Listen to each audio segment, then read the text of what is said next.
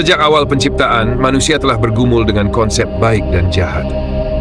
Dalam kitab Kejadian, kisah Adam dan Hawa membawa kita ke momen pertama pelanggaran manusia.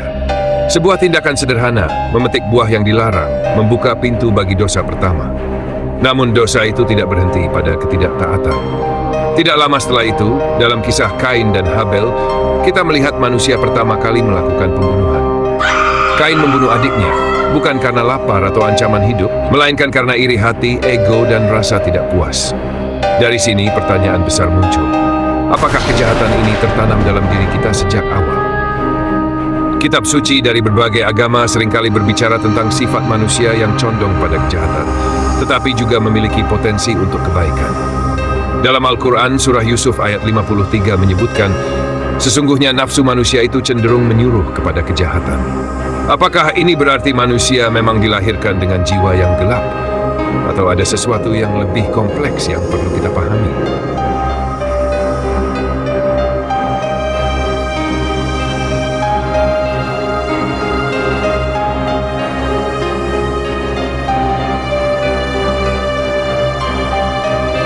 Manusia telah meninggalkan jejak darah di sepanjang sejarahnya. Perang, pembunuhan massal, dan kekerasan menjadi narasi berulang. Dalam setiap peradaban, kita menemukan bab gelap yang menunjukkan betapa manusia mampu melakukan kebiadaban luar biasa. Salah satu contohnya adalah Perang Salib. Perang yang berlangsung selama hampir 2 abad. Di bawah nama Tuhan, jutaan nyawa melayang. Pada tahun 1099, saat tentara salib merebut Yerusalem, sejarah mencatat bagaimana kota itu banjir darah. Saksi mata menggambarkan darah mencapai lutut kuda. Bagaimana mungkin manusia mampu melakukan hal seperti ini dengan alasan agama? Namun, kekerasan tidak hanya terjadi di medan perang. Di Roma kuno, gladiator dijadikan hiburan massal. Ribuan budak dipaksa bertarung sampai mati di Kolosium, di depan puluhan ribu penonton yang bersorak. Apa yang sebenarnya kita nikmati dalam menyaksikan penderitaan orang lain? Apakah ini menunjukkan sisi gelap manusia yang tidak bisa kita pungkiri? Sejarah kelam terus berlanjut hingga zaman modern. Salah satu contohnya adalah genosida yang dilakukan oleh Khmer Merah di Kamboja. Dalam waktu kurang dari 4 tahun, hampir 2 juta nyawa melayang. Orang-orang dipaksa bekerja hingga mati, dieksekusi tanpa alasan, atau kelaparan sampai akhirnya menyerah pada nasib. Ketika Anda melihat tumpukan tengkorak di ladang pembantaian, sulit untuk tidak bertanya, bagaimana manusia bisa begitu kejam terhadap sesamanya. Dan tentu saja, kita tidak bisa melupakan Holocaust, salah satu tragedi terbesar abad ke-20. 6 juta orang Yahudi dibantai secara sistematis oleh Nazi. Tidak hanya itu, kelompok lain seperti Romani, penyandang disabilitas, dan homoseksual juga menjadi korban. Peristiwa ini direncanakan dengan begitu dingin, seolah-olah nyawa manusia hanyalah angka di atas kertas. Adolf Eichmann, salah satu arsitek utama Holocaust, bahkan pernah berkata, "Saya hanya menjalankan perintah." Kejahatan ini menunjukkan sisi gelap dari birokrasi manusia. Bagaimana kita bisa melakukan kekejaman luar biasa hanya dengan alasan tugas?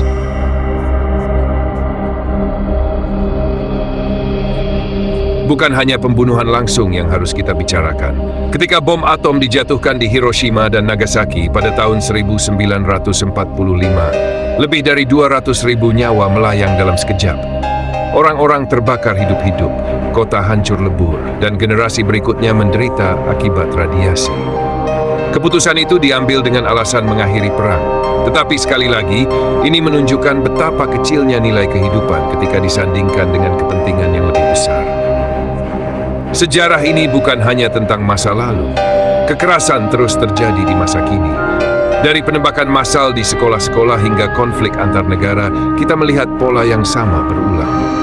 Sejarah seolah-olah berteriak kepada kita, ini adalah sisi gelap manusia yang tidak pernah hilang, hanya berubah bentuk. Sejarah kelam ini memaksa kita untuk bertanya, apakah kejahatan adalah sesuatu yang melekat dalam diri manusia? Apakah ini warisan dari masa lalu evolusi kita, ataukah hanya efek dari keadaan sosial yang memaksa kita untuk bertindak kejam?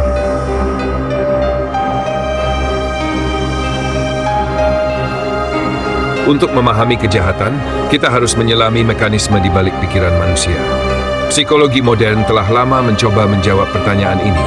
Mengapa manusia mampu melakukan hal-hal yang begitu mengerikan? Salah satu teori terkenal adalah teori kepribadian gelap, yang dikenal dengan istilah Dark Triad, narsisme, Machiavellianisme, dan psikopati.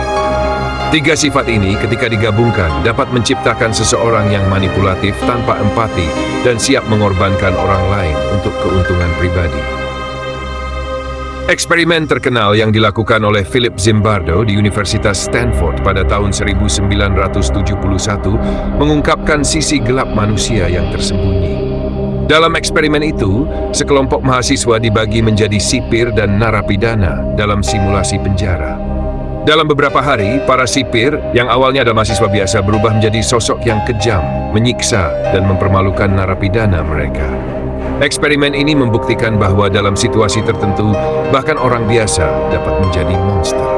Zimbardo menyebut fenomena ini sebagai efek Lucifer, kondisi di mana lingkungan sosial dapat memunculkan sisi gelap dalam diri manusia. Dari sudut pandang neuropsikologi, otak manusia memiliki bagian yang bertanggung jawab atas perilaku agresif dan impulsif, yaitu amigdala. Bagian ini memproses rasa takut, kemarahan, dan ancaman. Di sisi lain, korteks prefrontal adalah area yang mengendalikan pengambilan keputusan dan moralitas. Ketika korteks prefrontal tidak bekerja dengan optimal, baik karena trauma, stres berat, atau gangguan neurologis, kemampuan kita untuk menahan dorongan agresif melemah. Ini menjelaskan mengapa seseorang bisa melakukan tindakan kekerasan yang tampaknya tidak masuk akal. Namun, psikologi bukan satu-satunya jalan untuk memahami kejahatan manusia. Filsafat telah berabad-abad mencoba menjawab pertanyaan ini. Friedrich Nietzsche, seorang filsuf Jerman, percaya bahwa dalam menghadapi kejahatan, manusia seringkali berubah menjadi apa yang mereka lawan. Dalam pandangannya, kejahatan muncul dari kebutuhan manusia untuk mendominasi, untuk melampaui batas-batasnya, tetapi seringkali dengan cara yang destruktif. Berbeda dengan Nietzsche, Socrates memiliki pandangan yang lebih optimis.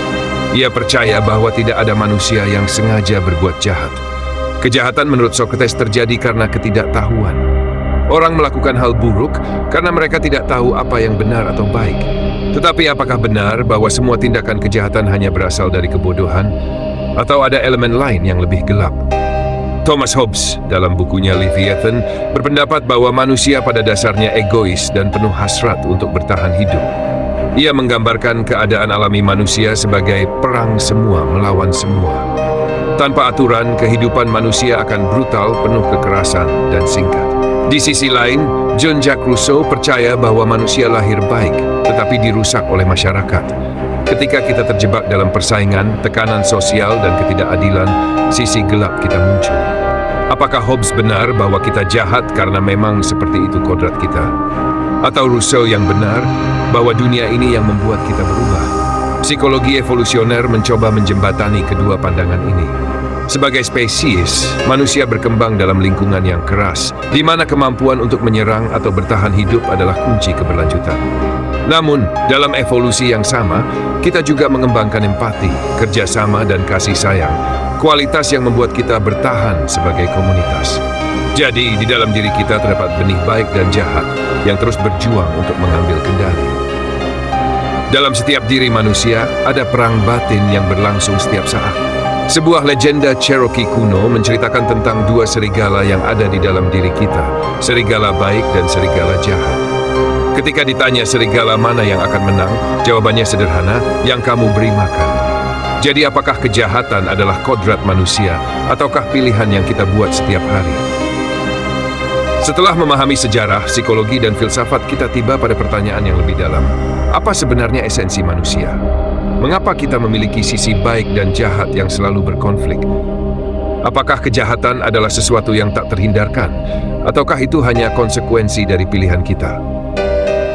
Manusia adalah makhluk yang kompleks. Dari sisi biologis, kita diprogram untuk bertahan hidup.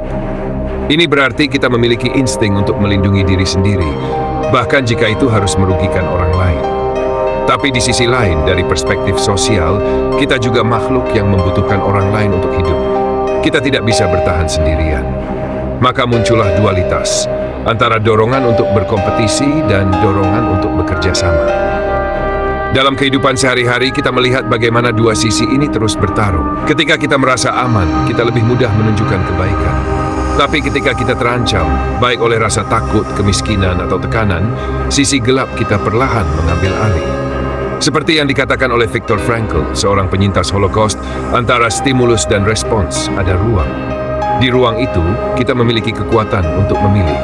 Pilihan inilah yang menentukan apakah kita akan menjadi baik atau jahat. Namun, seberapa besar pengaruh lingkungan terhadap kejahatan manusia?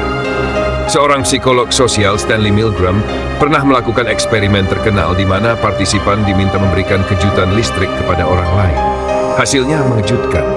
Lebih dari 60% orang rela memberikan kejutan hingga tingkat mematikan hanya karena diperintah oleh otoritas. Ini membuktikan bahwa dalam kondisi tertentu, bahkan orang biasa bisa berubah menjadi pelaku kejahatan. Namun, apakah ini berarti kita tidak memiliki kendali? Tentu tidak. Psikologi juga menunjukkan bahwa empati dan moralitas bukan hanya hasil dari lingkungan, tetapi sesuatu yang bisa kita kembangkan. Ketika kita memilih untuk memahami penderitaan orang lain, kita memperkuat sisi baik kita.